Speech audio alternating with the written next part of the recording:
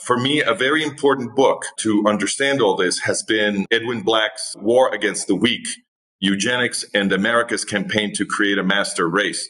That book is a watershed because what Edwin Black documented was that the people running the United States were also the people running the international eugenics movement in the first half of the 20th century. The eugenics movement is the parent movement that produced German Nazism.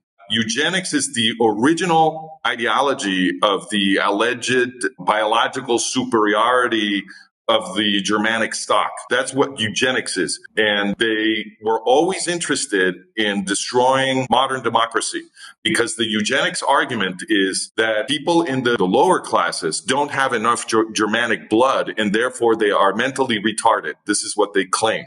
The German Nazis are the evolution of German eugenics. German eugenics was funded and led from the United States.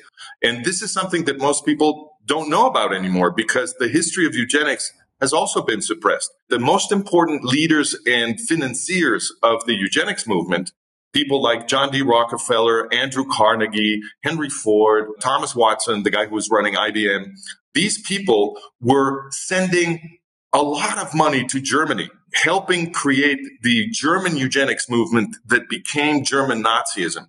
This was all coming from the U.S. power elite. So once you understand that the people running the United States are eugenicists who were very fond of the German Nazis and helped the German Nazis get set up, once you know that, you can begin to understand the post-war foreign policy of the United States because nobody removed the eugenicists from power in the United States. Wow. I mean, the names Ford and Rockefeller and so on resonate very strongly with all kinds of conspiracy theories, which are probably not theories. This is all extremely disturbing. And we hear very, very little of this. There doesn't seem to be any public interest or any interest, I wouldn't say public, but journalistic interest in uncovering any of this. Does journalism even still exist? The eugenicists took over the entire media and academic establishment a very long time ago. This began in the late 19th century when people like John D. Rockefeller Sr. and other great industrialists began taking over the big media and also established academia. So Rockefeller, together with Carnegie, created something called the General Board of Education. And with their donations, they started taking over the university system.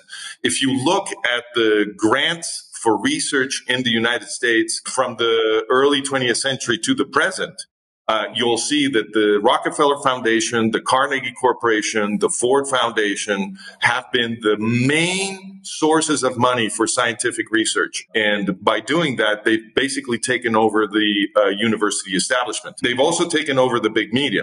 One thing that's very important to understand is that the American eugenicists, in particular the Rockefellers, were completely, very heavily involved in the creation of U.S. intelligence. The main U.S. intelligence infrastructure was created in 1947 with the National Security Act.